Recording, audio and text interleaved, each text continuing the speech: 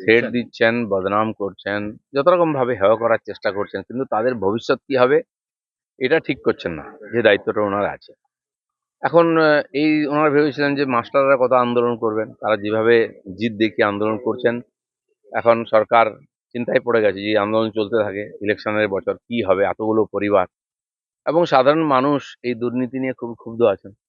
তো সেই জন্য তাদেরকে হেয় করা, ছোট করে দেখানো, এই করে নিজের দায়িত্ব থেকে পালাতে পারেন না। এই সমস্ত সমস্যাটা তৈরি হচ্ছে ওনাদের পার্টির লোকেদের জন্য। এটা ওনাকে ভাবতে হবে।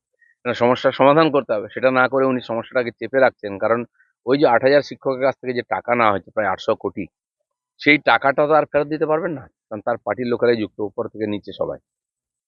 এবং কি পার্থবাবু ভেতরে আছেন, তারও এতে হাত আছে। তো সেই জন্য ওটাকে ছোট করা, হেয় করা, পুলিশ সহিংস বলছেন, পুলিশ কিভাবে শুরু করেছে ওদের আন্দোলন দাবানোর। ডিআই অফিস ঘেরাও যেদিন জেলায় জেলায় হলো, সেদিন পুলিশের আমরা রূপ দেখেছি।